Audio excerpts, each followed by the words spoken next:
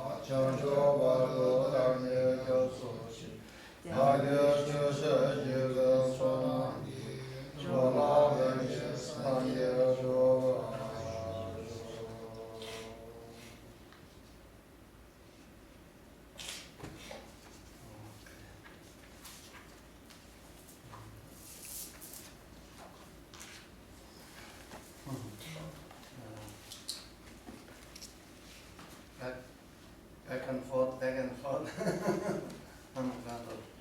Yeah. Good to see you again, huh? Yeah. We have a wonderful time in Minnesota. I gained some little bit of weight, I thought. Still cold there? Still colder? Huh? Still cold over there? Oh, not that cold. Oh. No. Oh, it's very beautiful. Thank you. Huh? Thank you. Yeah. Yeah, especially I've seen the Mississippi River. Oh. It's quite popular in America. I like river Ganga in India. That's right. Yeah. Anyway.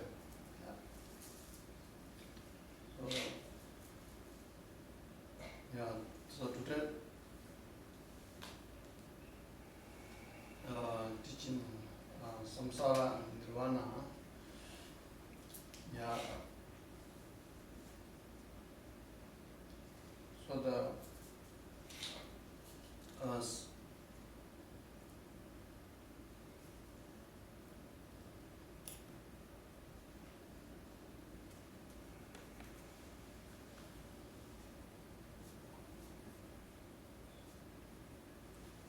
the Samsara and Nirvana is the Sanskrit term, right? It's a Sanskrit term. Tibetan called Koa. Samsara Tibetan called Koa, and the Nirvana Tibetan called Parva.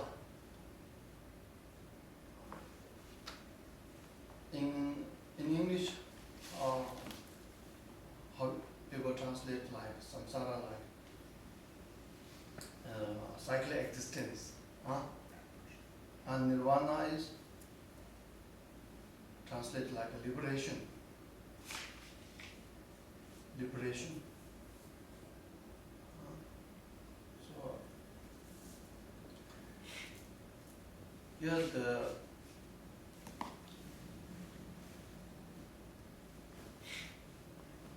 if you have been to Tibetan monastery, you might have seen the illustration of the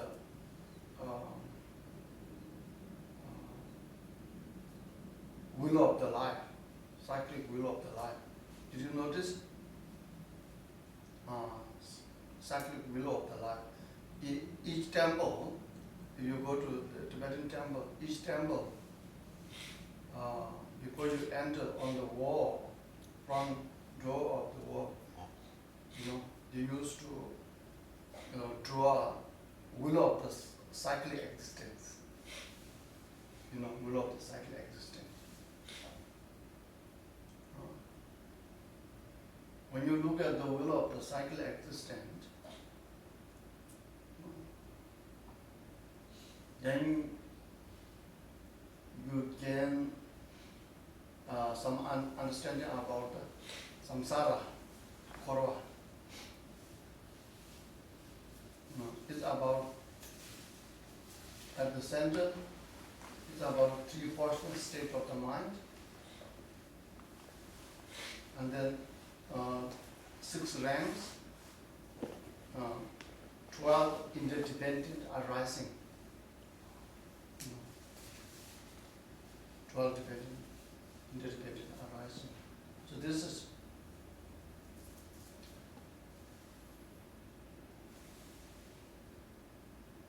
but on that illustration, you see the wheel of the cycle of life, but you don't see the nirvana day.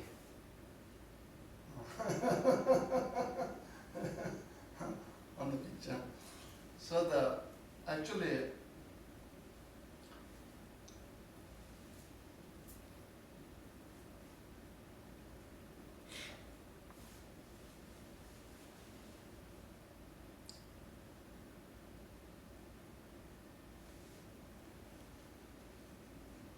the view towards the samsara and nirvana is among the Buddhist school. The view toward the samsara and nirvana is a little bit different. Theravada, the Buddhists, they view the samsara and nirvana as opposite.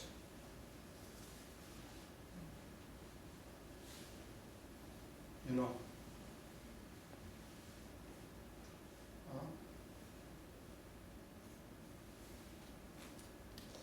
And then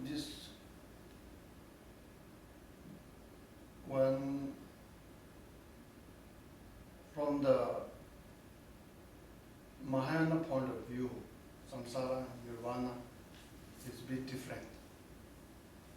And then within the Mahayana, the Madhyamika Prasankika is also different. So the reality is the correct view of the nirvana and samsara and the nirvana is the view that shared by Nagarjuna, integrated master Nagarjuna. That is the final intention of the Buddha. Final intention of the Buddha. So today I explain the understanding of the samsara and the nirvana from the point of view of the Nagarjuna's point of view. That is the final intention of the Buddha. Final intention of the Buddha. So here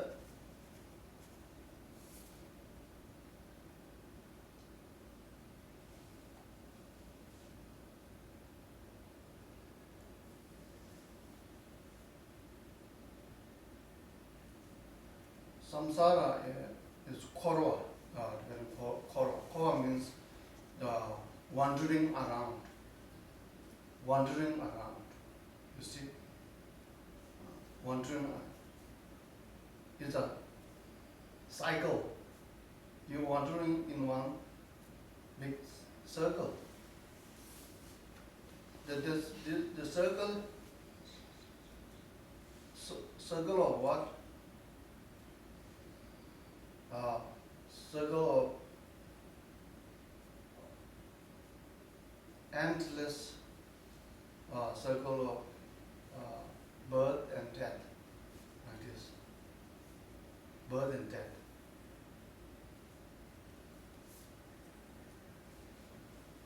So it's not samsara is or nirvana is nothing to do with a place. It's not localized. It's not localized. It is timeless. You know, it's a state. It's a process.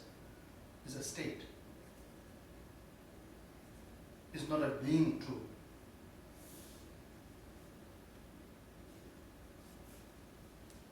You know? You understand? It's not a being. It's not localized place. It's timeless. So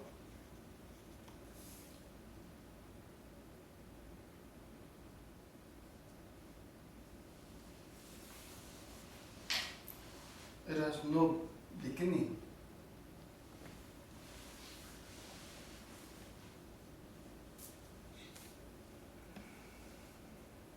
So it has no end. So just like the one circle, huh? One circle. Is there a beginning? There's no beginning, right? There's no end. End. For the circle, there's no beginning. There's no beginning point, right? There's no ending point.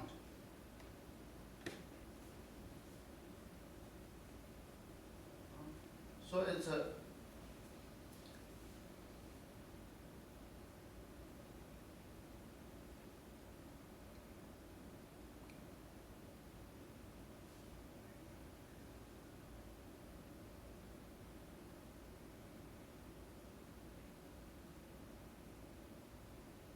so your mind your mind drives oneself, on this circle of death and rebirth without any choice, due to the force of the karma that is created by the delusion.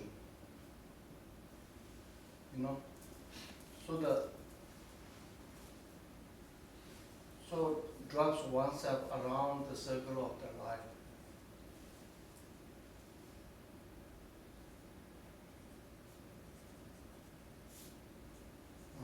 So this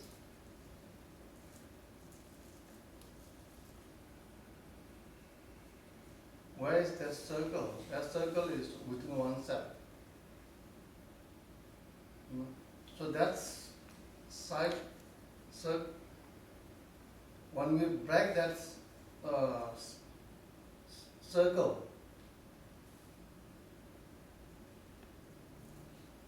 when we break that wandering, the mind of the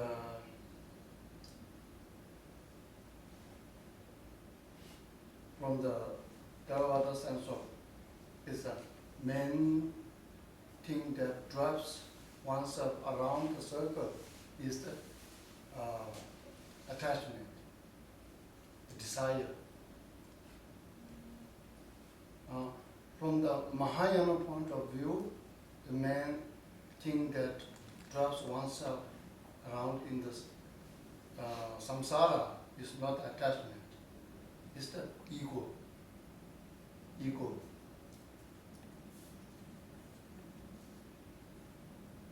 Grasping this self-cherishing thought, that's drives.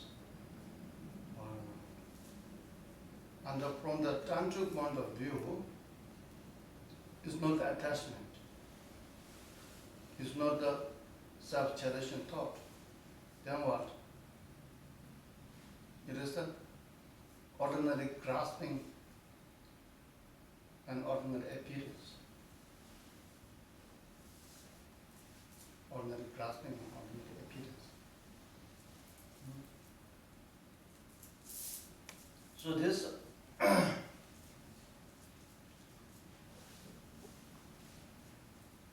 so put it in a simple way to understand is that when your consciousness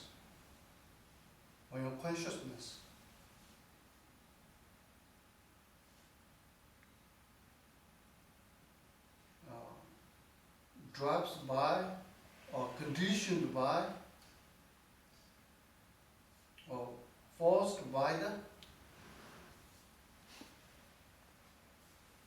desire or the self-cherishing thought or ordinary grasping and appearance that consciousness then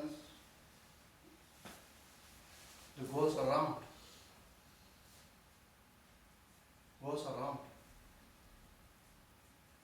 You know, this drop of consciousness goes around three realms. Desire realm, and from desire, form realm, formless realm, in the three realms. This three realm is not the samsara, it's the place of samsara. It's not the samsara.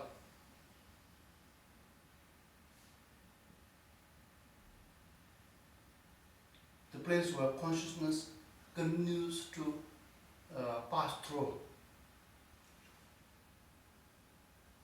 You know, without any choice. You know, sometimes you are in the desire realm, sometimes in the form realm, sometimes in the formless realm, like this consciousness. You know.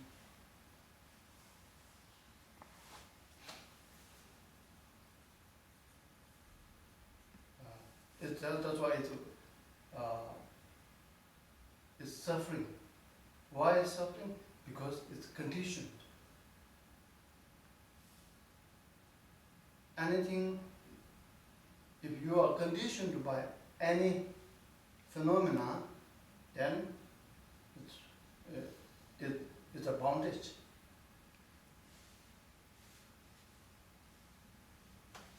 You know. So that's the wandering in samsara.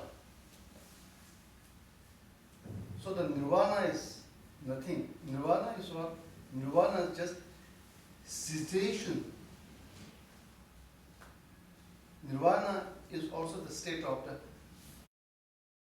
It's a state where it's just cessation of the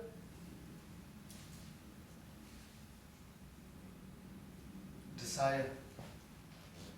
Mere cessation of desire. Just mere state of mere cessation of the self-cherishing thought. Mere cessation of that self grasping and self-appearance.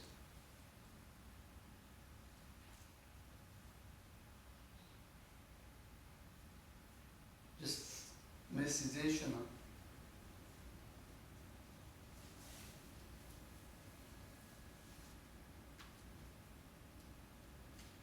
So that's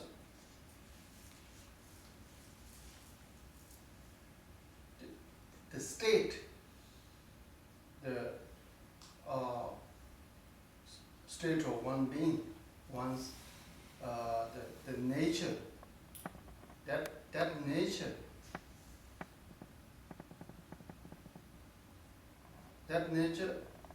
ultimate nature, and there are two kinds of nature. The ultimate nature, or that cannot be changed. It's kind of eternal.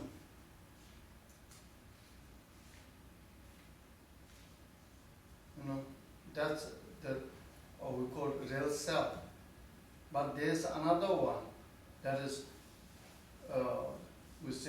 we normally call identify ourselves like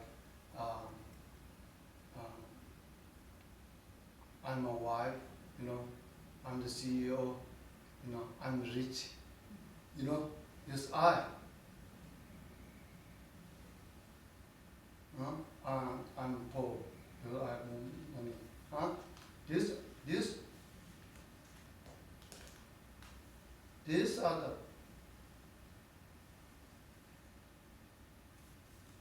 false self, the self that imposed by other people, imposed by us, it is not real nature, because it can be changed overnight. In 1 minute it can be changed.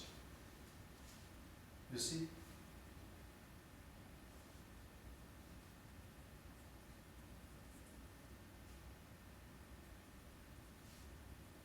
That, so, that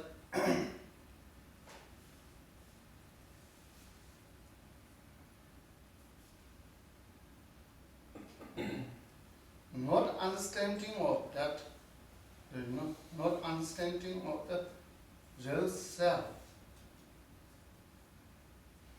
is the samsara in another way.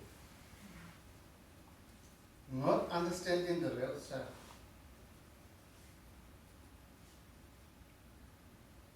Because when you do not understand the real self, you are bound to the grasping at the false self. False self that imposed, imputed, labeled by outsiders.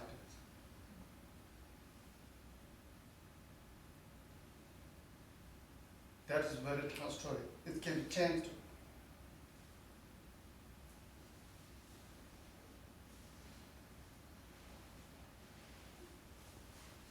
You know? So that real self.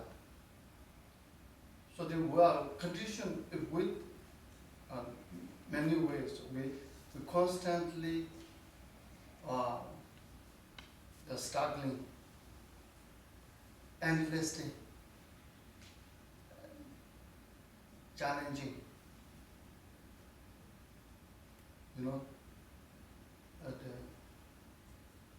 agitated.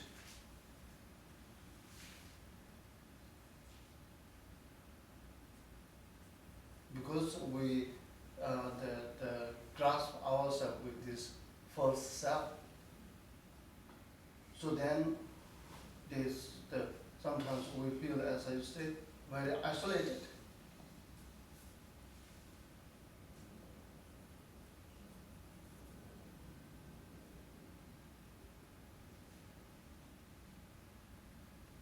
And then with the mind, the real mind is wandering in samsara. Because you see,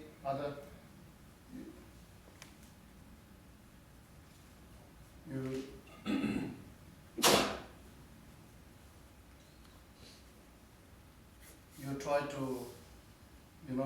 live your life, try to fit in.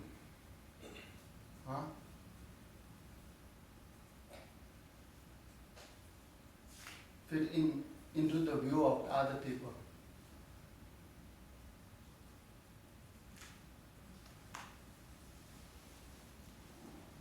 If you listen, of course you have to listen, but if you listen, if you live your life according to what other people concerned about you, think about you, then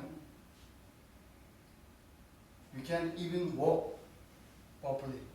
There must be someone saying something, but you walk judging.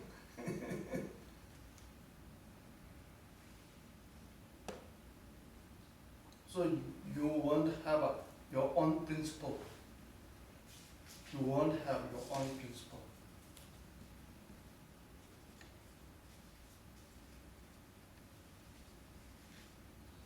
So that's why the people,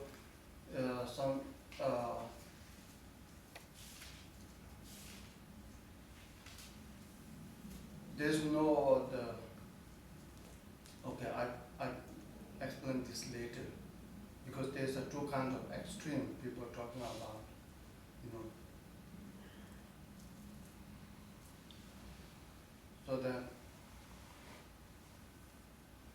So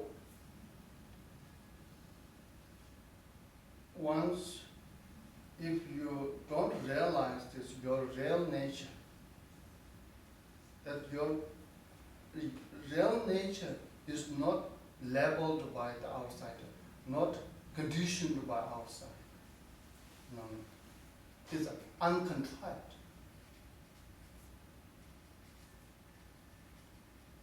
It's eternal, it's never ever change. it is thatness, it is suchness.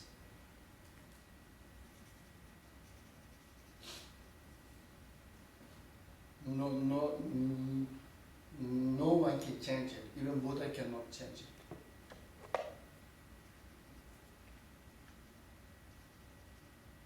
That's why we call it tequanami, suchness.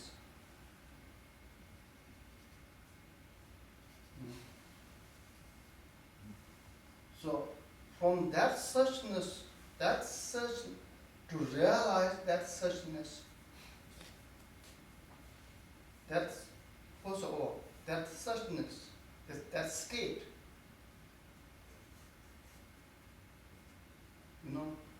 If you realize that state, then you are in Nirvana.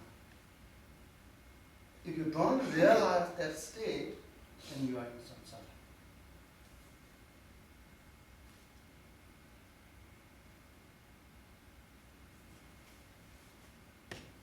So actually, you see, samsara and nirvana is not a opposite side.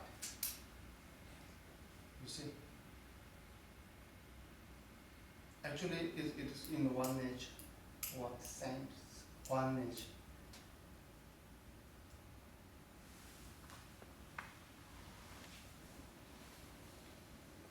For this, do you recall last time I talked about the real nature? So I also explained this real nature with the illustration example. So that's maybe I'll explain a little bit about this today. So you see.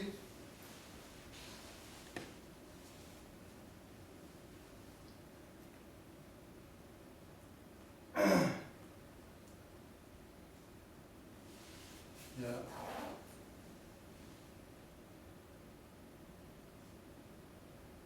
From the ultimate nature, from the ultimate nature, that ultimate nature is the real self.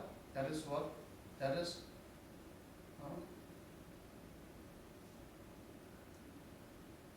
just mere absence of the I or me, the self.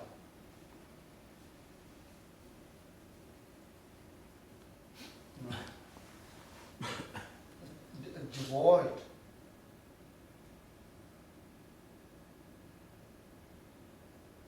Devoid of inherent existence of self, just empty.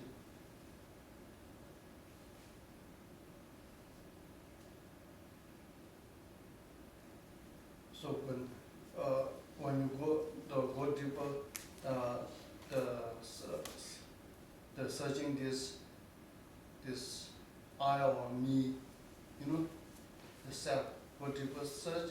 When you search, at the end, you reach to the conclusion: no self. That's from that. That is your real self.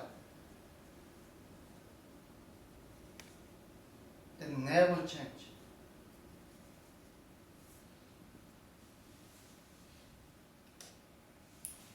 So from that point of view, so that the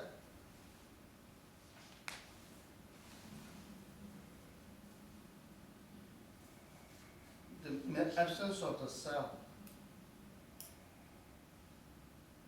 So from that point of view, the samsara and nirvana, suffering and happiness, Buddha and the sentient being, all not any slightest different at all, nothing.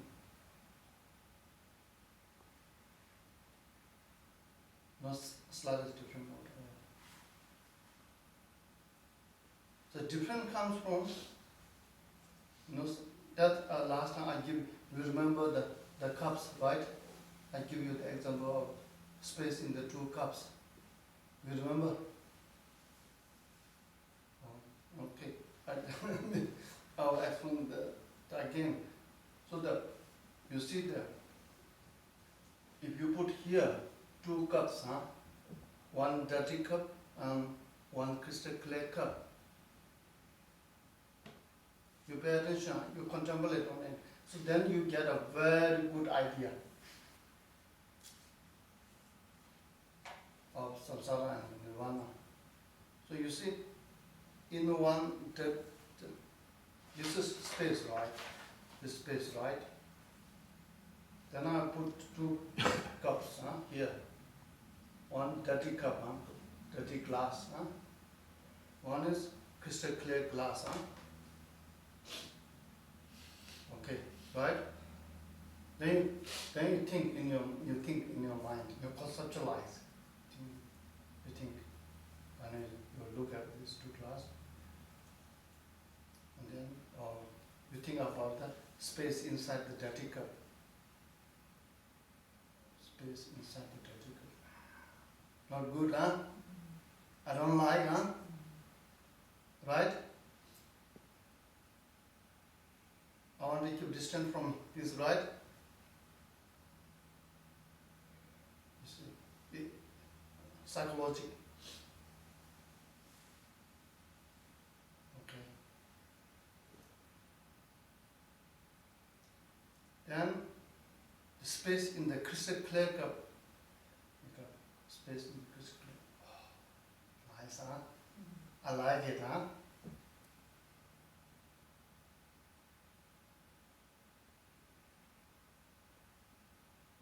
You are for it,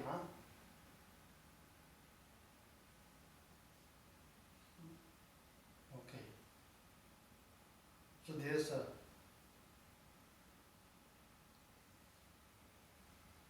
things that you can go for or against, right?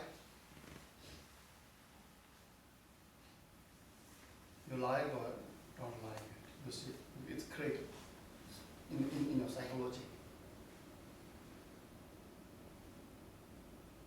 Then, okay. But nevertheless, you break this two glass. Break these 2 glass, dirty glass and crystal clear glass. You break it. Here, space same. Space, this is same. That's the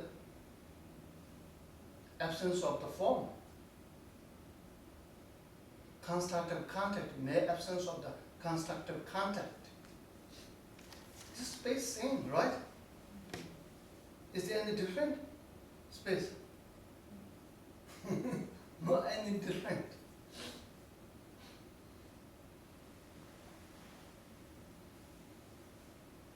But this space occupied by this outer appearance, dirty cup or crystal clear cup, then you start conceptualizing and judging.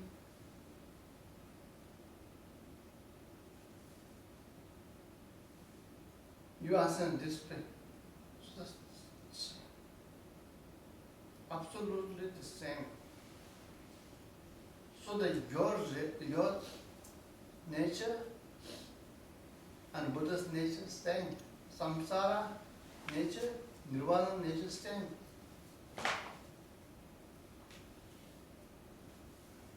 Samsara is an illusion.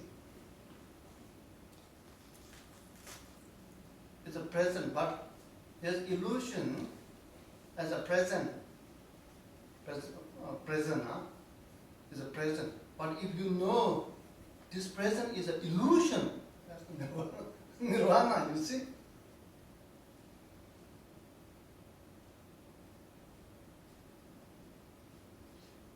If you know the samsara is a samsara, then you are in Nirvana.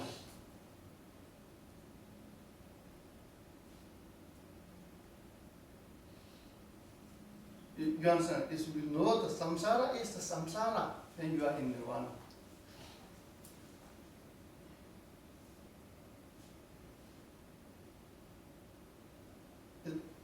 So it's all about, as I said, it's nature the same, then nature same, and how come?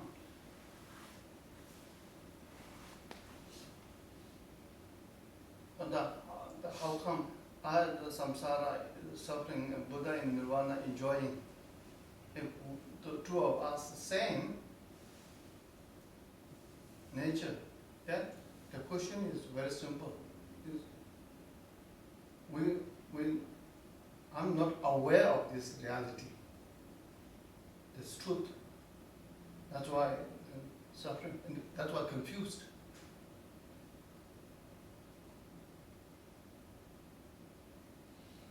That's why in psychology we are in the circling around,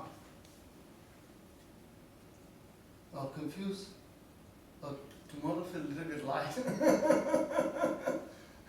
Tomorrow you'll be able to break through the cycle. Oh, I'm light. But again, your habit bring you back. Again, samsara, in the circle, going around. You break a little bit with some blessing, you break it, oh, Nirvana, again, you see.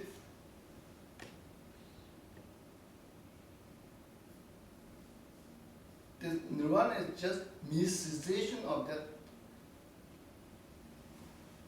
circling,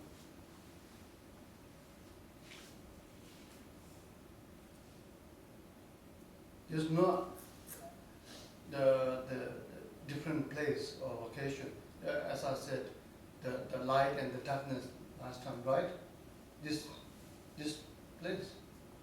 This samsara is when you achieve the nirvana.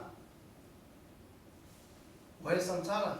Samsara goes to somewhere east or west or throw into the garbage bin. Collected by the no. Samsara know where to go when you achieve the nirvana. It just disappeared.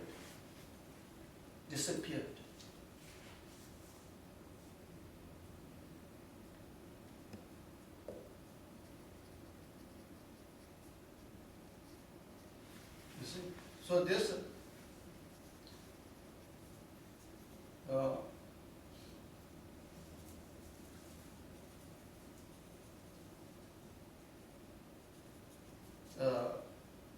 another way is you can see the samsara as a contract,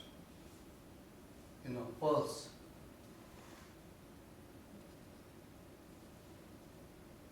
It's like a nightmare. Nirvana is you awakened from that night. Awakened from that nightmare.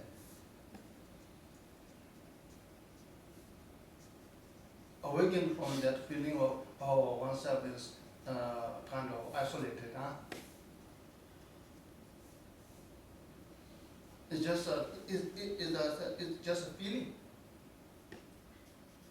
It's just a feeling.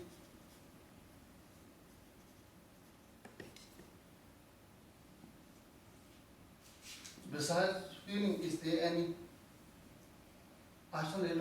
No.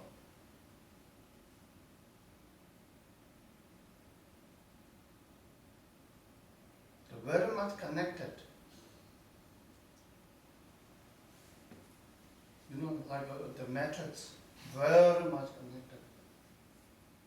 But this connection, if you don't know that connection, that's a samsara, really.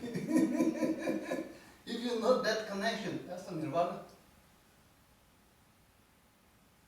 If you don't know this connection, you are feeling cold.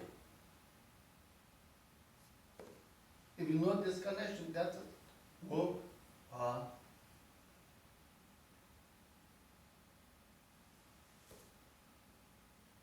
So that's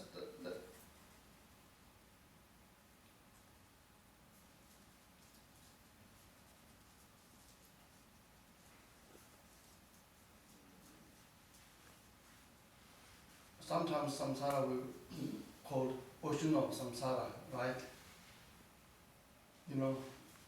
It's more like the river around the island, circling around. And you reach to the other side of the shore, that's called nirvana. you will become unconditioned. You're conditioned, forced by the water to go around.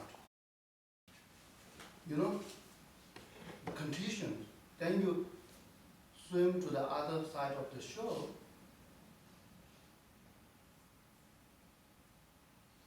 You become unconditioned from that water.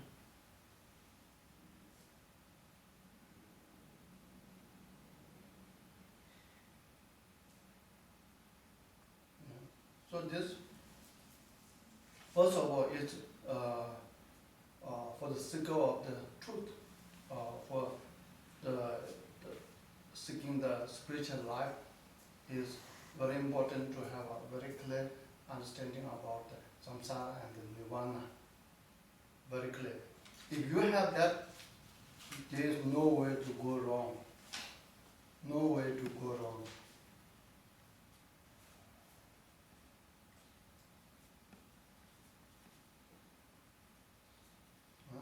So that's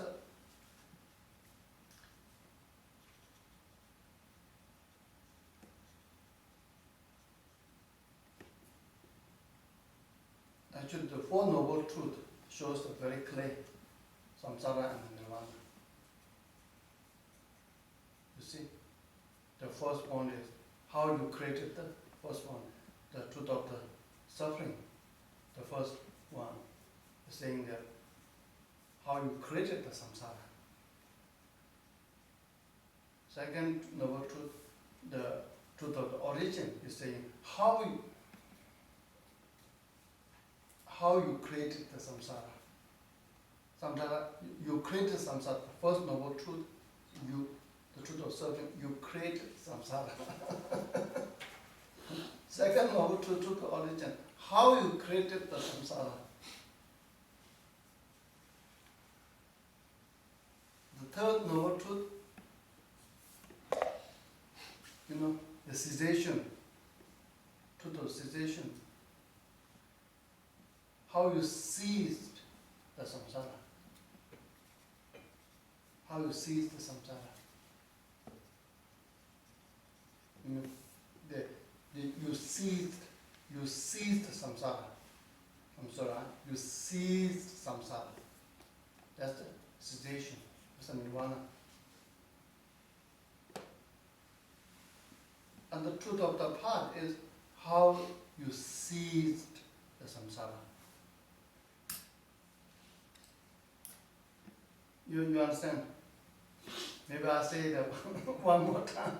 The Four Noble Truth. You can first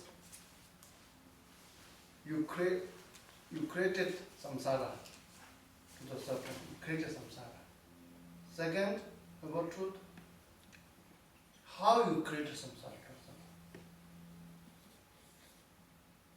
The third noble truth is saying you ceased samsara. Ceased samsara. And the fourth noble truth, how you ceased samsara.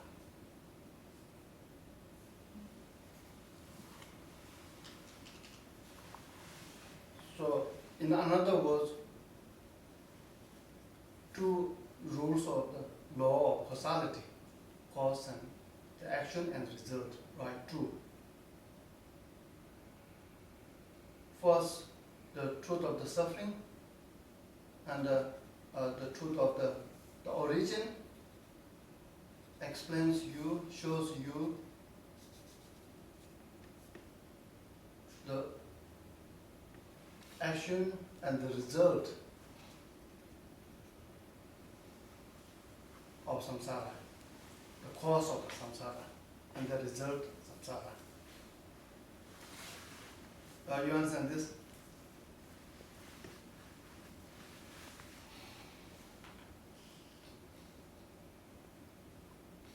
Yeah. Fourth, truth of cessation and the truth of the path then shows you the law of the cause and the action and the result towards the nirvana, the cause of the nirvana and the result nirvana.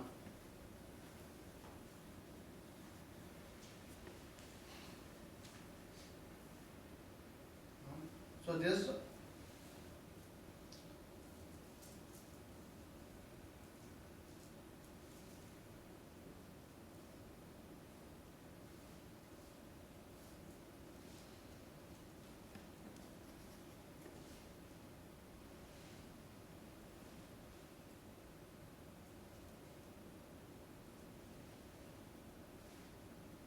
the when you looking at the state of the mind,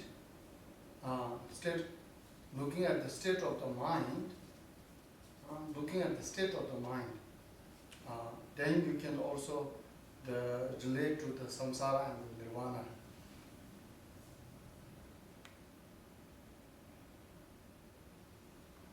State of the mind that there's some set of the mind that you know is not good for you.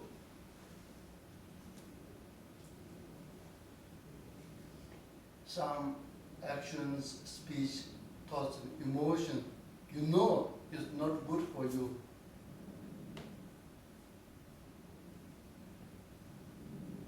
But you keep doing it. Keep doing it. As a result, you're disappointed, frustrated.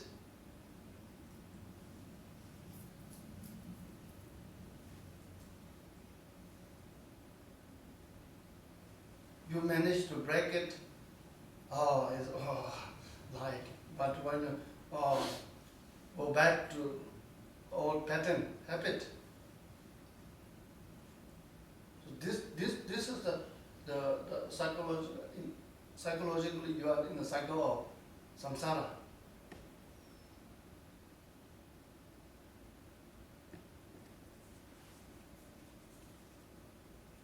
So this you can go from the gross of samsara to nirvana to the subtle samsara and nirvana, then the most subtle and samsara and nirvana. First, you have to break the gross one. Gross one, you have to break it. Easy to break it. Easy to break it. For this gross one, no need that much the effort. Only need awareness. Only need awareness. Put in one symbol. Only need awareness. And most effective for the beginner, awareness is most effective. Sometimes we call it conscientious. Or tenshi, Tibetan called tenshi, conscientious. The most popular word we also call it mindfulness, is alertness. So when you are aware of it, then you won't do it. You won't think it. You won't feel it. That things that you don't like to think and feel and say and do. If you are aware of it, you won't do it. 100% won't do it.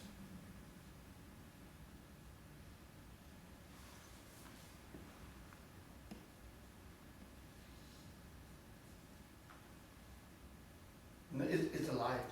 The darkness nowhere to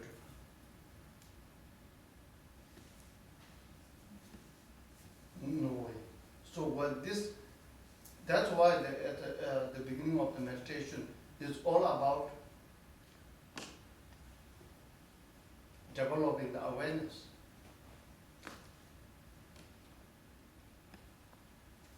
If you see, why we don't touch the fire, why we don't touch it, we are very aware of. If you touch it, you can burn, right? You understand?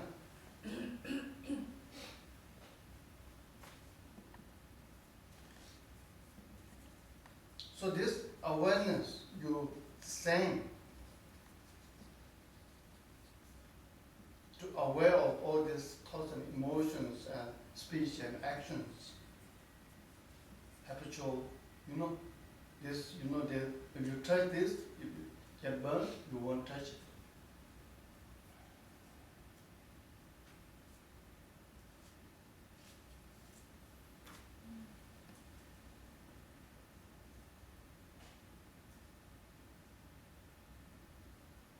The aware of it, aware, there are two kinds of awareness. Awareness of the negative consequences, that is the future. And awareness of the here and now, present.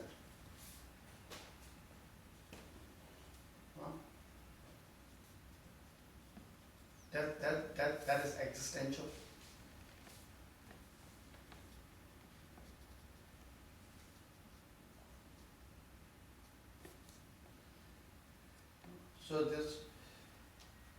So for that, so the Mahamudra meditation is very the powerful. The aware of these thoughts and emotion and speech and action, whatever you aware of it.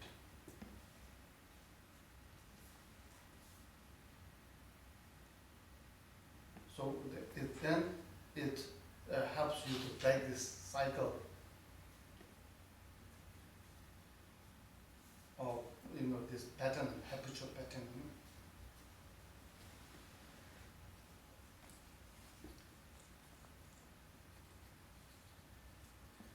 Actually, to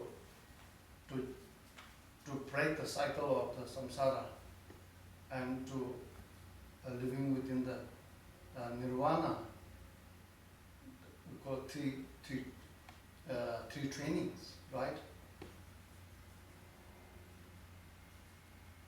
Training in special insight, training in concentration, training in ethics or morality.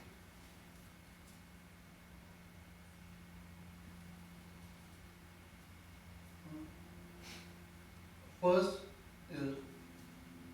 is training in insight is most important. Without insight, then if you practice, you have to do morally good, ethically nice, very difficult, every fake.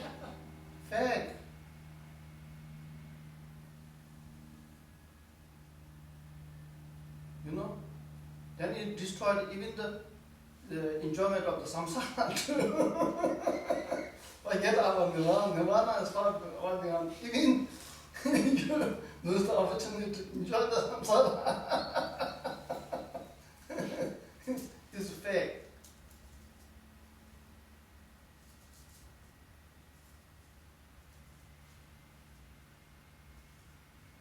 It silently kills oneself.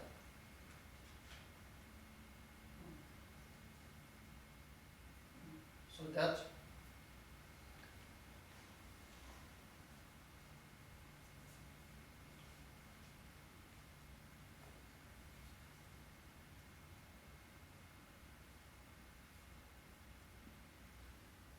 so the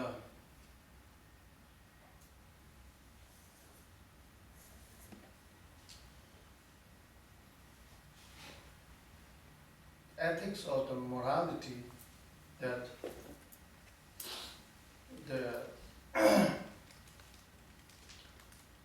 this practice, only you can do this only on the basis if you can do it very effective, very effective, with a peace of mind, no any pushy, no any force, when only when you have some awareness of the insight into your truth.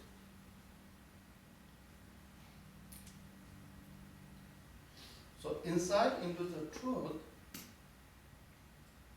insight into the truth as That's what we, every time we talk about this emptiness, this shunyata.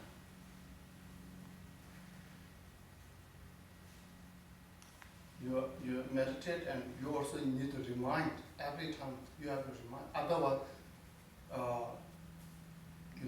otherwise we forget it. And we have to remind ourselves.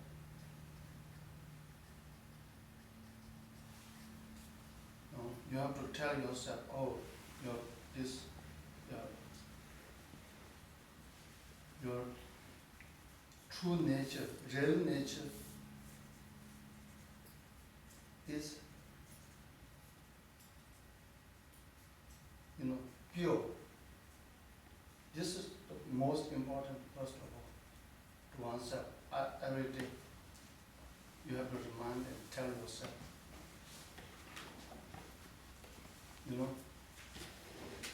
And this pure, not only pure, you and the Buddha same. I and the Buddha same. The ultimate nature, same. And then the more you tell yourself the qualities of your Buddha nature, the stronger power will arise.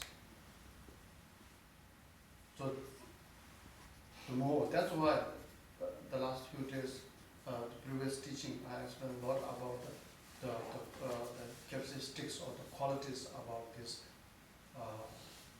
your true nature. Maybe today I can recall you some. The first, you have to think, my true nature, that mind is premortally pure and premortally free from any stain. This one. You have to say it. Say to yourself, you have to constantly say it.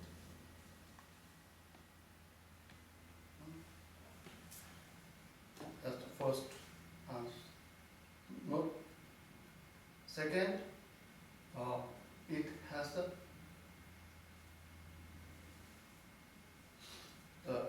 potential of all the qualities of the Buddha. First one is, it has a potential to have the unconditional love and compassion. We have this. You have to tell, I have that potential unconditional love and compassion.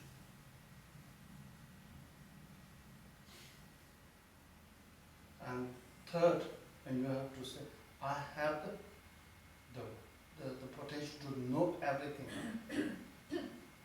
to understand everything, to aware of everything.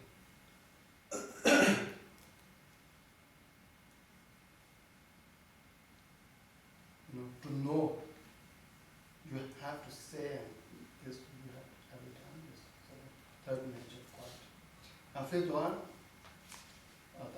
the third one, then you have to say, you have a healing energy, medicine Buddha's healing energy, to heal your mind, heal your body, heal your emotion.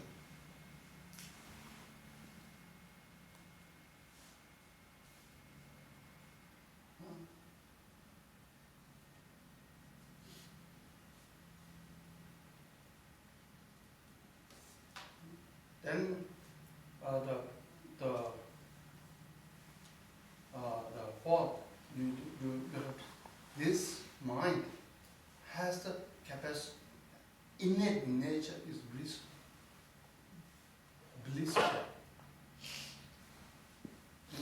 That bliss is the unconditional blissful. It's the state of the mind. It's not caused by the other outside factor to experience bliss. No. Anything that is caused by the other factor, the pleasure or the whatever, attachment. It's very short life, right? Very short life, and not only short life, it's create attachment to it, that feeling. Then it hinders.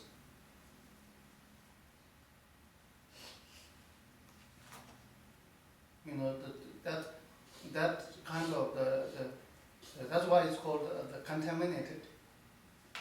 It's very conditional, you know. It's not real. It's like this, you know. You create a pimple, then you have itching. Then you scratch this itching. You feel release from the itching. You see.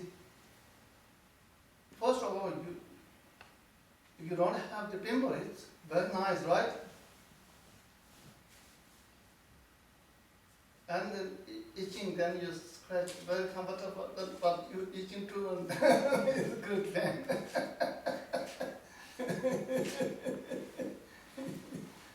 So if you become weak.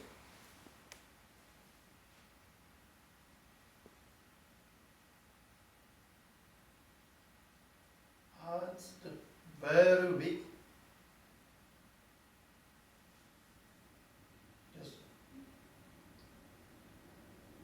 So that, but the bliss that we talking about, that is nothing to do with the outside condition, nothing. It's just our innate mind, where it has that innate feeling, bliss. When mind is in peace, so mind has that, you know, the bliss.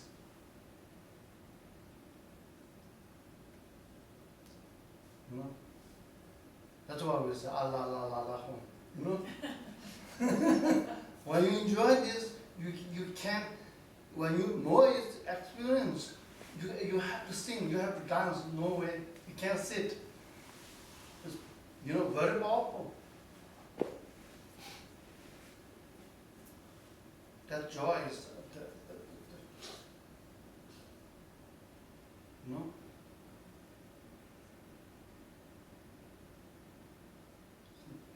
To enjoy this joy, you know, to experience one of the most powerful things is the Guru devotion.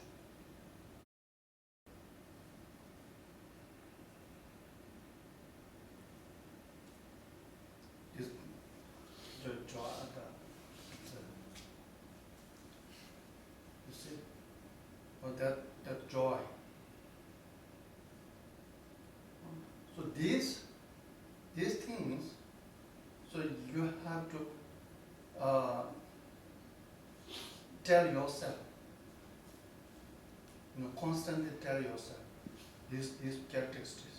You have to tell yourself, remind yourself, and all the practice, all the Buddha Dhamma practice, spiritual practice, whatever you do, whatever you do, you intend to awaken these qualities. You're doing this to awaken these qualities. You know, to manifest these qualities, to activate these qualities that I have.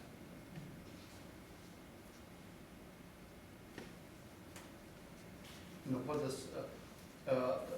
for me, this very powerful one. They practice this in together with the Guru Yoga, feeling that your Guru, you know,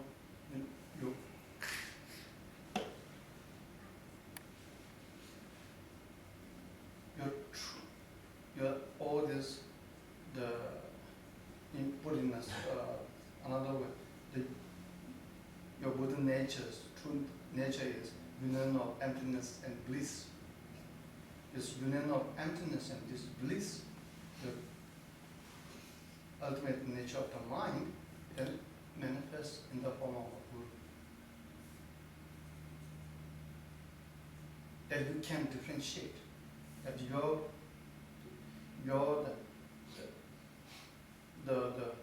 the participation mind and Guru's participation mind and Daddy's participation mind is one. One can't differentiate.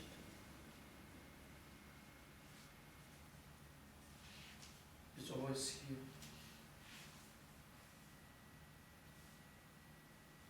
You know? If you have no, it's okay, no problem, huh? Then Buddha. So this, when you have that experience like this, that helps you a lot constantly to strengthen you, to give force to you, to take the spiritual, you know, it's a revitalize, rejuvenate your spirit, you know.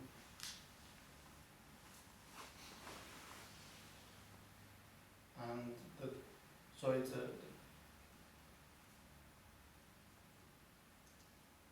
it gives you the glimpse of the joy of the nirvana.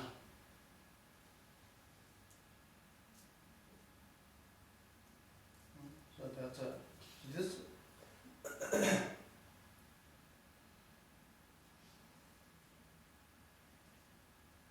That's why it's good to read Dhamma book. Good to read Dhamma book. You see, not only to read, or whenever you read, you feel like this is talking about how to awaken my just innate nature. You know, you relate.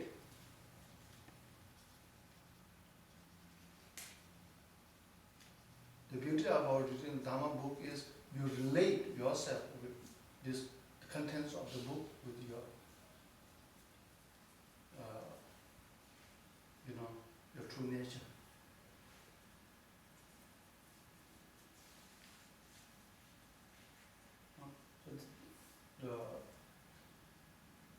So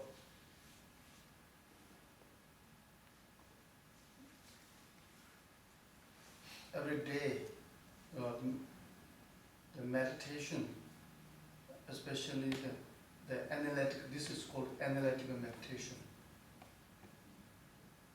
Genuine answer. This is very powerful.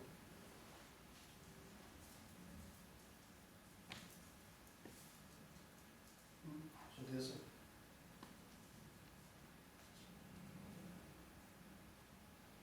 And then as I said, that the emptiness.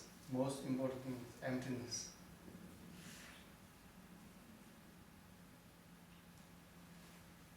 You know, nirvana is just empty, the state of emptiness.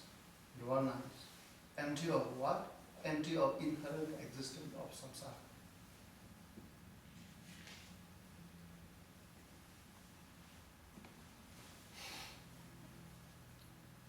So when you say nirvana is just empty of inherent existence of the samsara, nirvana is the empty. So there's no desire for nirvana too. You understand? Otherwise there is a desire for nirvana. So the desire for nirvana is very nice, but still is a string that binds, golden string.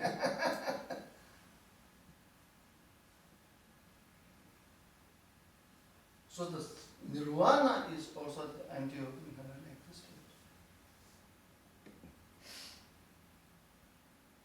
That's why I said cessation of the samsara. That's it. Nothing more, nothing less.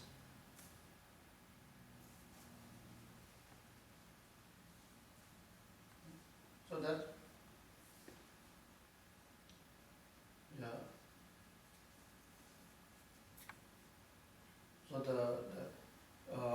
some Theravada Buddhists, they're saying that the cessation, when one sees the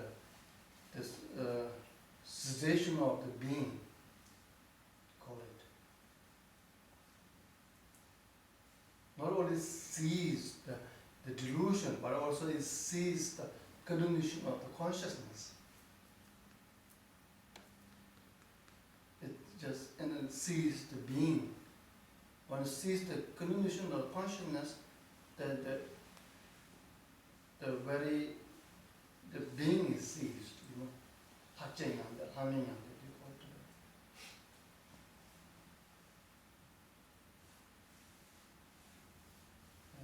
So there's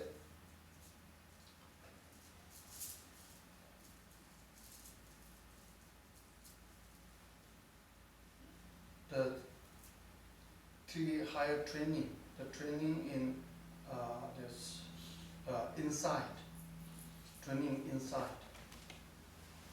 Training in insight.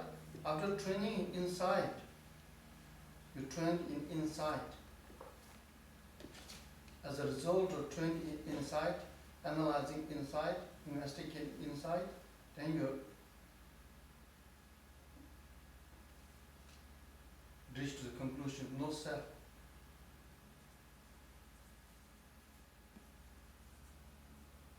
The empty space, infinite empty space.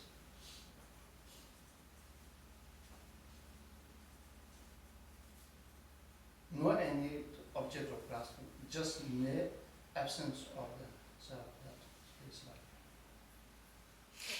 So when you have that,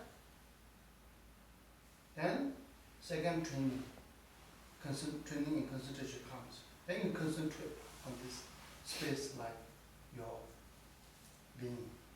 Not any analytical, not any examining, just single pointedly, without any distraction, without any meta thinking, just rest your mind into that. The emptiness, the shunyata. The state of nirvana. Then concentrate, the second one.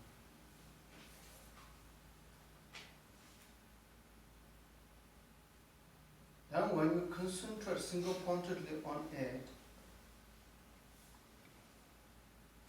then whatever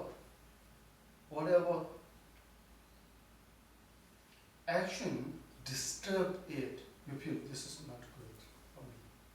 So then, naturally, you develop the wisdom of discriminating what is good and what is bad for you.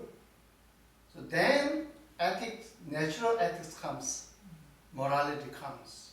Oh, you know, this is not good for me. This food is not good for me. This speech is not good for me. You know, this drink is not healthy. All these things comes. So ethics, this action is not good for me. Then it comes naturally. You know, this urge is arise within yourself. Then it's real. It's very powerful. Then whatever you decide, whatever promise you make, whatever pledge you take, it's firm. It's not it's like curling on the rock, become very firm. Otherwise, without this knowing, just try to be good, morality, ethics, you promise, you pledge, but it's very weak. Like writing on the water, you waves carried away, you know, splashing. And not only enjoy, but you see. So that's how the three training. And the practice, you know. The first insight. And second, as I said, first insight, you come to a conclusion. Conclusion, that is the nirvana.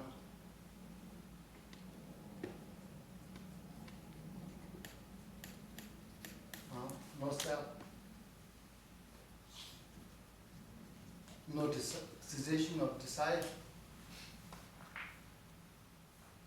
The lack of the anger and all this delusion.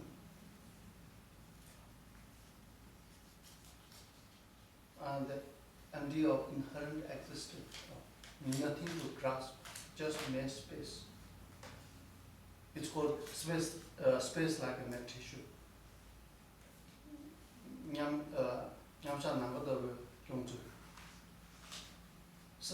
Sustaining meditation, like space like a meditation.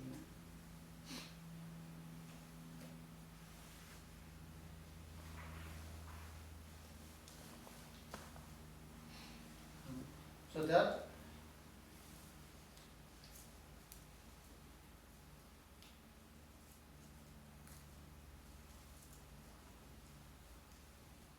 one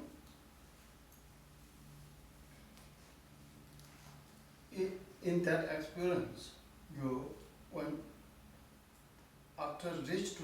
you reach to that state, this state, if you go inside and analyze, investigate, it's quite easy to reach.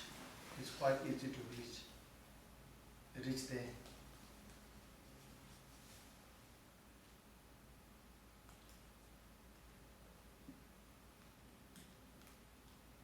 At the beginning, not absent, because it's very logical when you go in, very logical. As I said, when you the looking after this feeling of me or I or self, very logical, you couldn't find it. This is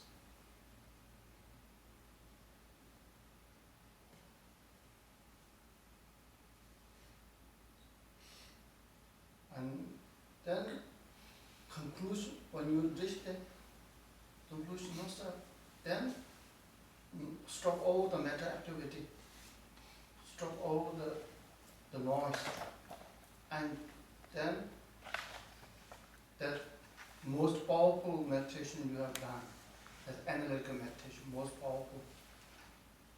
Single pointed meditation. After that, that's the object of single point meditation. Then you single pointed meditation on it. Then that becomes the powerful knife to cut the samsara bondage string.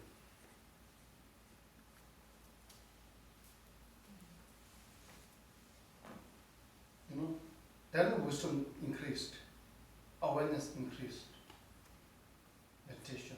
Otherwise, just without thinking anything, try to space out, cut all the thoughts, just like this. There's a great chance of, become dumb. Not thinking anything.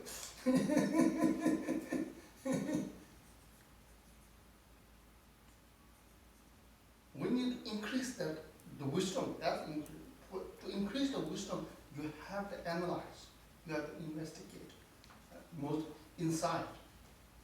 Then you feel, your mind becomes very smart. Okay. Then you're stronger. Small things won't bother you. This and that small things won't bother you. Okay?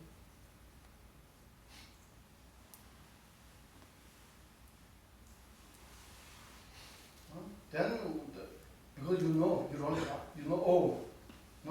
no, I know, I don't buy you, okay?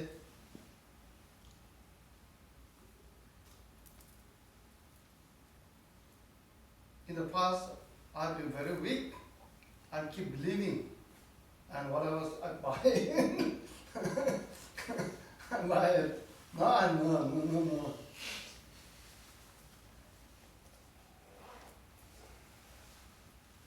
Then it's very interesting psychologically. Then this obstacle and difficulties, you feel like big obstacle, big difficulty. When you do it strong, you feel like they become very weak. They lose the strength, all the strength they lose. Not only the strength lose, they become very shy. You feel like, now you are knowing them. They become shaky. So samsara starts shaking. Shivering.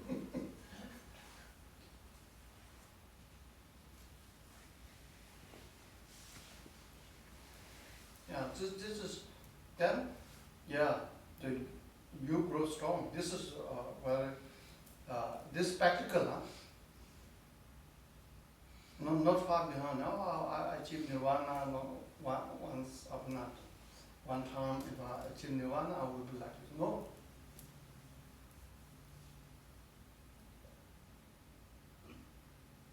No. So this, it's a and know this. Then you will you the, the, the, the, the nirvana and the samsara become clay, very clay. Then you have your own indestructible principle.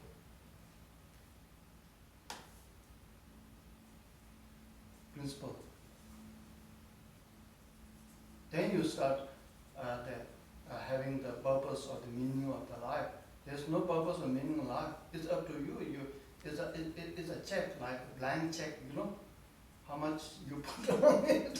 It's not for the charity. It's not to put.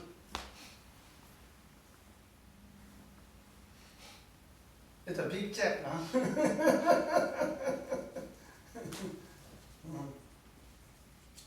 So there's a. So it's more like the self-liberation. You know, everything's up to the oneself. That's why oneself is the master of one's the destiny. Oneself is the creator of one's the fate. So everything is here.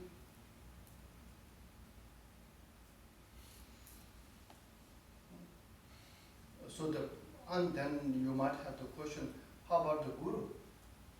A guru is just is a condition, powerful condition. Is the powerful blessing water to germinate your own seed.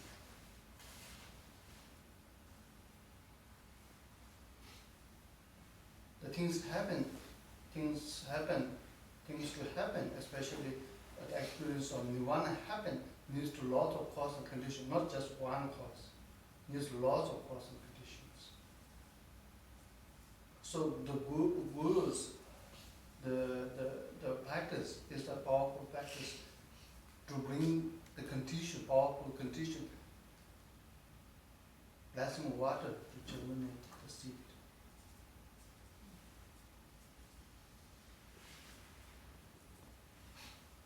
You know? So the water, how to bring that blessing water to germinate the seed is the devotion.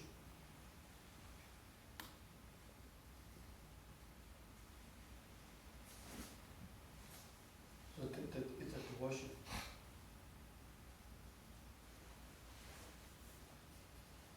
Yeah.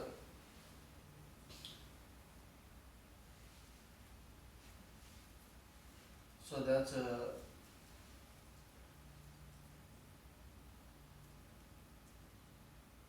called Nyangde. Talk about nirvana also called Nyangde. Nyangde. Nyangde means transcend the samsara. Transcend the rebirth and death.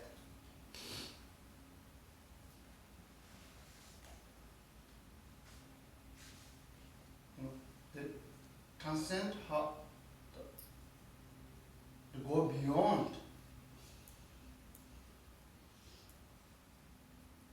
Go beyond the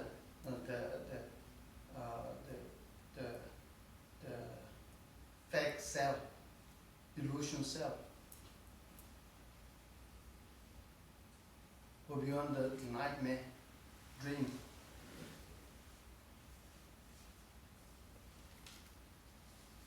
So this, to go beyond it, first you have to have some understanding about the real self. Real self.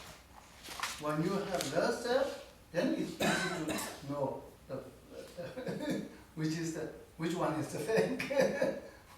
which one is artificial?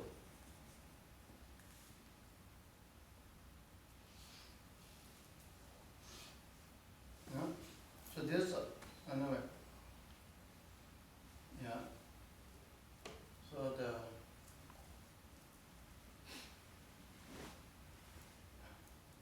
whatever the to getting close to the nirvana,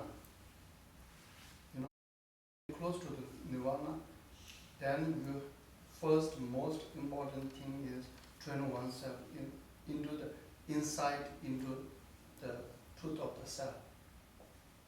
Otherwise, and whatever the other things to do,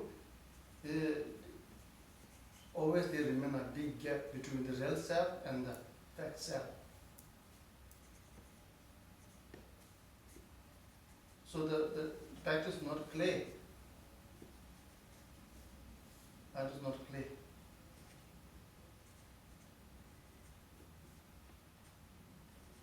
You see, you're really the chasing after nirvana or real nirvana or the shadow of the nirvana.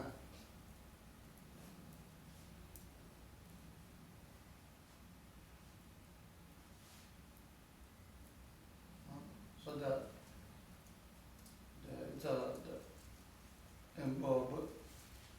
there's a two kind of nirvana. There's a nirvana and great nirvana. Nirvana is cessation of the desire, state beyond the death and rebirth, beyond ego, mere absence of the suffering as a nirvana, as death and nirvana. A person who had that experience, person who experienced that is called the Dharma, Ahat. For destroyer is called for destroyer. For destroyer. Dharma, for destroyer. That person is called for destroyer.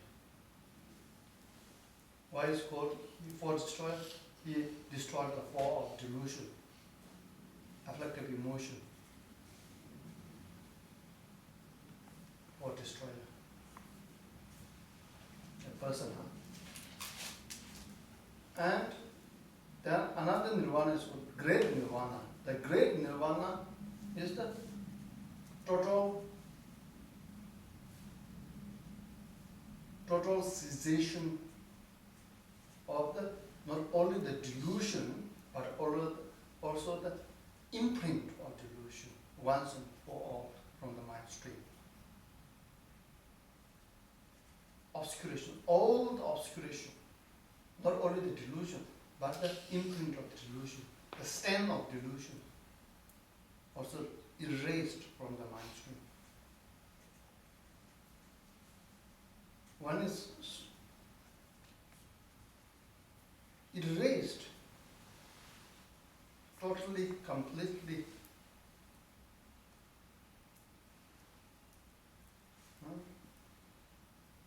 Erased all the obscuration, then mind has no obscuration.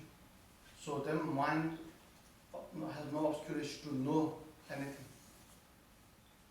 So it knows everything. So that mind is called omniscient mind. That state is called, cessation, total cessation of the obscuration, all obscuration. That state is called great nirvana. The person who ever experienced that state is called Buddha. Person whosoever experienced that state. Actually, that state is the Buddha. The great nirvana refers to Buddha. It's the empty space. Again, it's the empty space.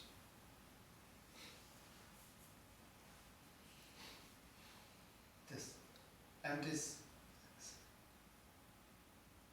stage where it is free from all the obscuration. So that state, that free from all the obscuration, that state,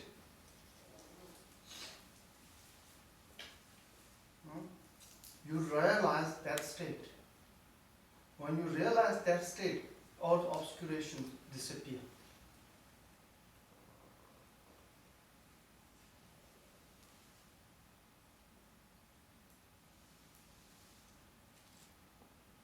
So that is the Buddha's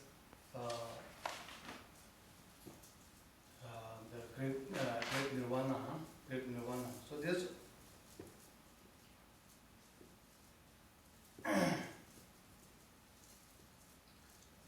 for the beginner, our spiritual seeker, as I said, the most important thing that very effective, beneficial, practical is morning when you wake up, you have to tell yourself all these things. You have to tell. We need this. Otherwise, we need this kind of force to awaken us, to strengthen us. Otherwise, you will be pulled by. There's many things out. It's very easy to drawn, to carry away. But this, you can blame outside. There's nothing. As long as one's form, the all is very beneficial. Can transform. Everything can be transformed. Everything can be transformed.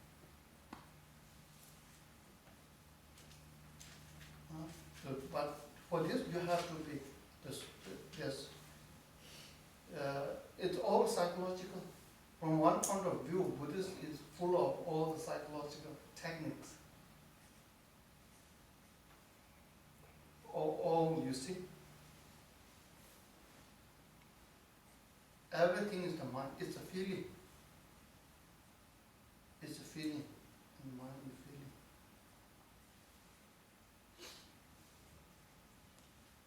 So it's if you aware of it, then if you develop the awareness of this, the real nature, real color, true. So this you have constantly in every morning. You tell yourself, and whatever you practice, spiritual practice, you do this. You feel like you are doing this for that purpose. Awaken that with nature.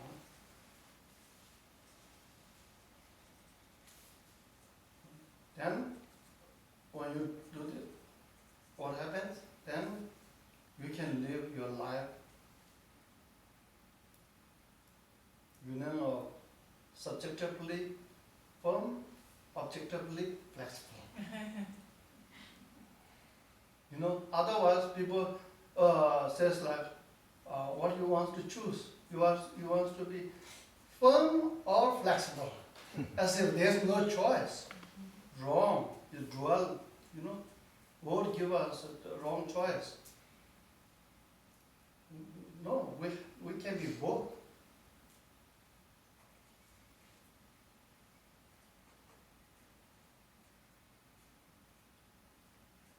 Okay. Yeah, so this, yes? I have a question. In the Buddhism, they talk about the thing that exists with independent and dependent.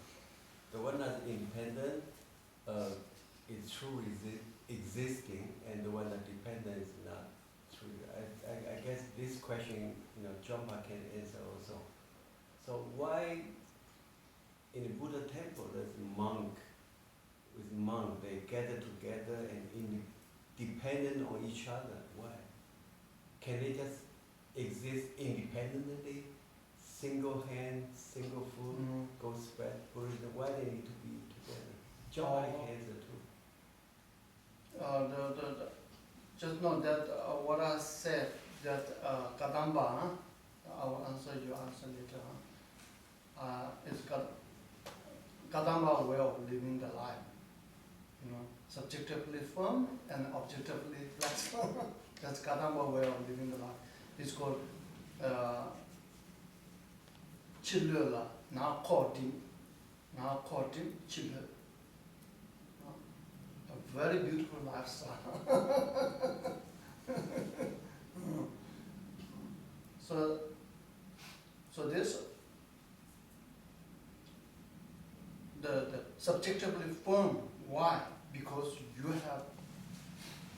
you realize your own principle of life. You realize your own destiny or fate. And you have a very firm, clear path to it. So very firm, subjectively, very firm.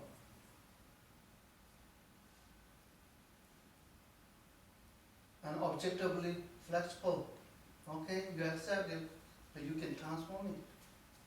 There's nothing to reject.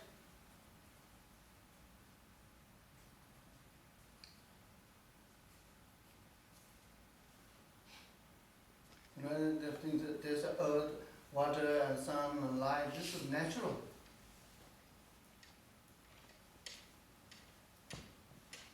One, to the good things comes. Okay, for example, good things comes. Good news here. Delicious food found.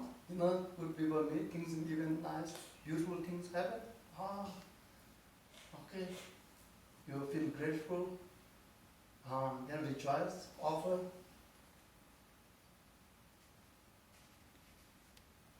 Right? Now without attachment, you do this every shift. You offer to the Guru Buddha. I feel grateful to all the sentient beings. So you see. And then obstacle comes, difficulty comes, problem comes. Or you see whether this can be resolved or not. No need to worry.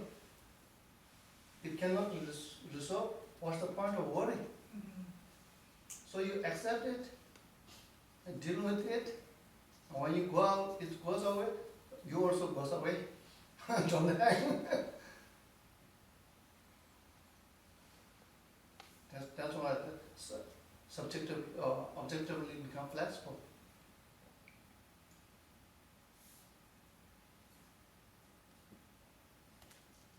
So that's so in the life, then you, in terms of purification and accumulation of merit, you don't need to do particular things.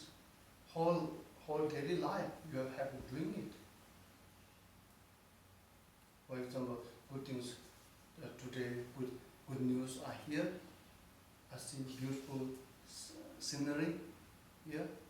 Offer to Guru Buddha. The merit field, supreme merit field. We are accumulating merit. It looks like you are doing nothing, but you are creating unbelievable amount of merit.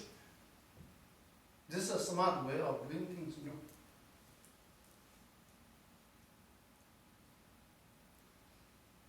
Yeah. Yeah. Okay. First of all, I just feel like to say it, so I say it. So the answer to your question is yes.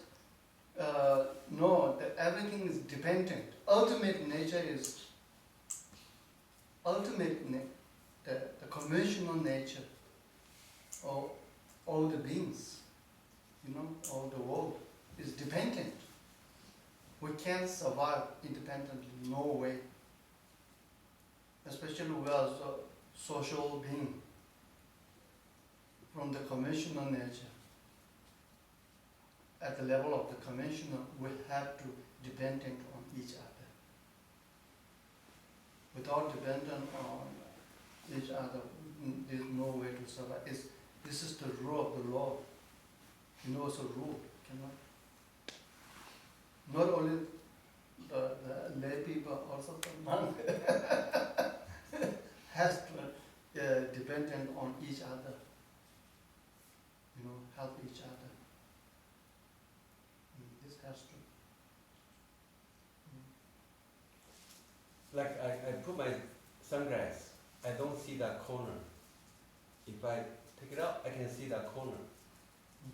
So in Western it says, see no evil, hear no evil. When you're enlightened, you awaken, you hear more evil, you see more evil. But if you put your sunglasses, then you don't see that corner, and then nothing bothers you. You want every day. Yeah, our current situation is like that. We are very much, our mind is very easy to be influenced by any outside condition, good or bad, very easy. Even just we don't see, even hear something, very easy to influence.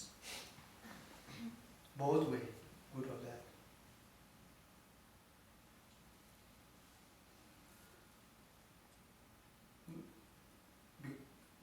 Very easy, because we build up our identity on the baseless self.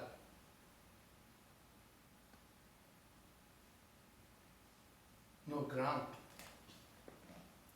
No ground.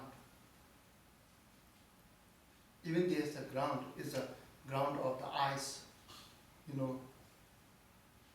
shaky. So very easy to influence in both ways. But when you realize your true nature self, when you are aware, when you are mindful, when you are alert, then this the won't disturb. Seeing or hear or whatever good things, it won't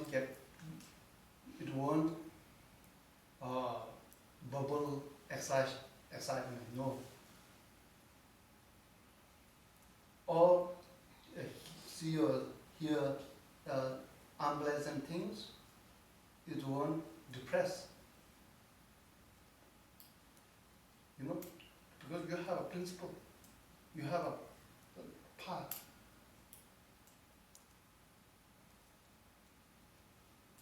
There's a then this doesn't disturb. It doesn't affect, doesn't make any difference. You see, it's a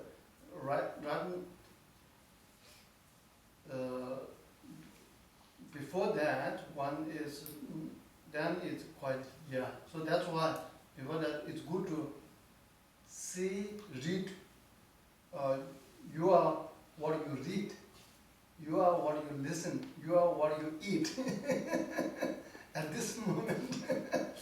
So you are what you think. So at this moment, so you have to think from the realistic side. The realistic side.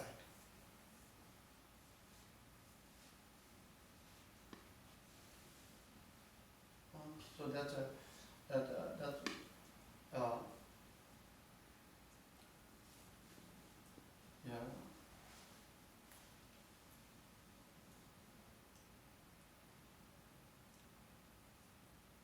and also sometimes you bring whatever the things and event and person or whatever is arised. It's good to very helpful if they are just temporary.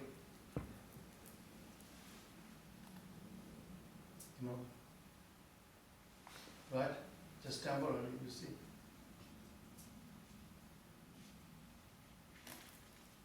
it's they're all beings. Huh? Oh, 100 is when you think about that this we don't talk about. I like to talk. It's very helpful. That impermanent. Because then you think you see, in 100 years later, no one here, no one of this memory is here. 100 years later, right?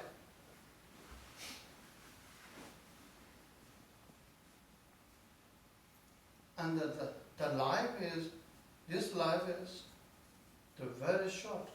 It's just, it's a glimpse.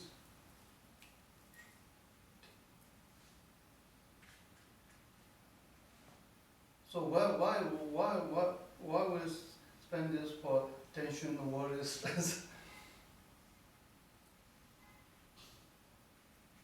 What's the point?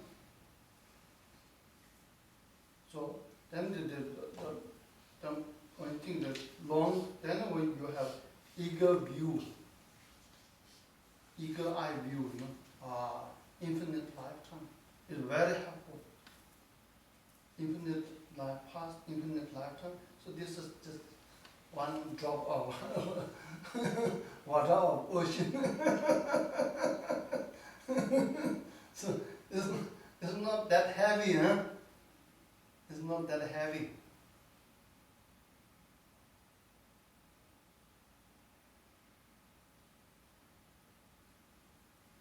Things on even a person that bothers you is not that heavy. It's just temporary.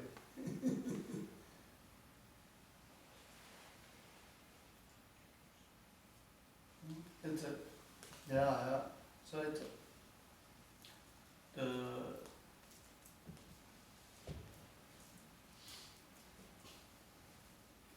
anyway, I say a lot.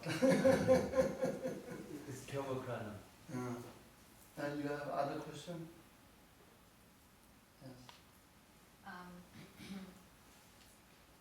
So who is realizing emptiness?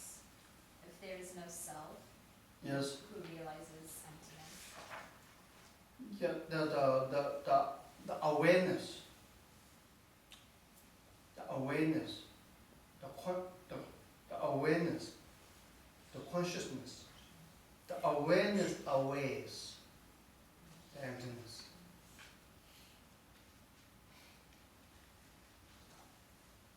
You know, it's just like right now, you see who is listening, who is teaching, who is writing the note.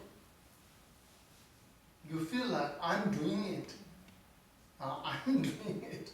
I'm listening. I'm writing the notes. I'm doing this. Your mind is doing all these things.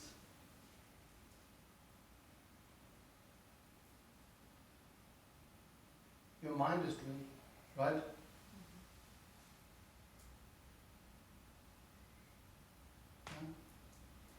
So sometimes your mind doing consciously or unconsciously.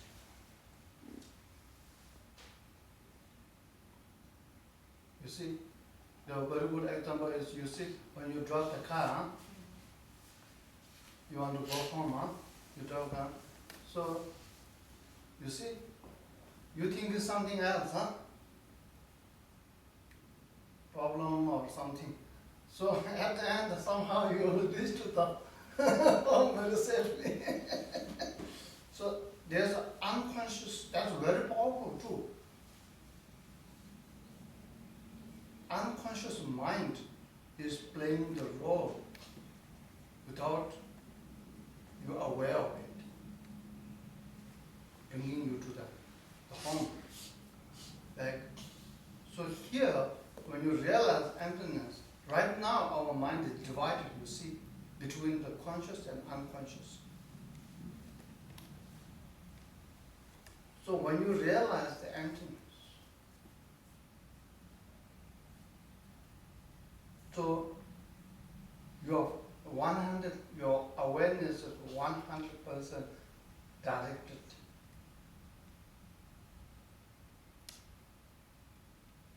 There's no such notion of unconscious and conscious. Whole state of the awareness is only aware of the emptiness. So the reason now what we're So that's why it's very powerful. It's right now, whatever.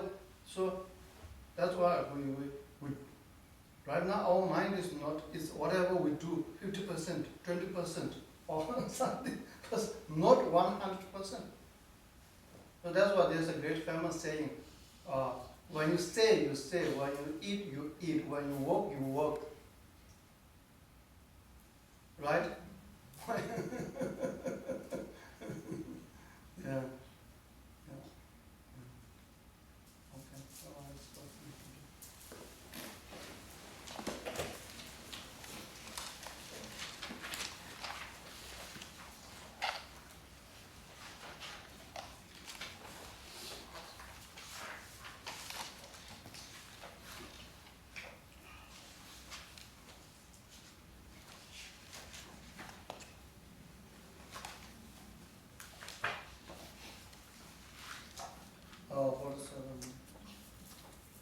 Due to this marriage, virtues, may I quickly attain the state of Guru Buddha and lead all living beings without exception into that enlightened state. May the supreme jewel bodhicitta that has not arisen arise and grow, and may that which has arisen not diminish, but increase more and more. May the supreme jewel perfect view that has not arisen arise and grow, and may that which has arisen not diminish, but increase more and more. Due to this marriage, may all beings complete the accumulations of merit and wisdom. May they attain the two perfect bodies that arise from merit and wisdom. May I pacify all the pain of every sentient being who sees or hears me, who thinks of me or touches me. Just like the earth and space itself and all other mighty elements, for boundless multitude of beings, may always be the ground of life, the source of various sustenance. As long as space endures, as long as sentient beings remain, until then may I provide to dispel the sufferings of all beings. And thus, perfect, pure, compassionate Gurus, I seek your blessing that all karmic debts, obstacles, and sufferings from other beings may without exception abide upon me right now, and that I might give my happiness and virtues to others, and thereby influence all beings in this. Amen.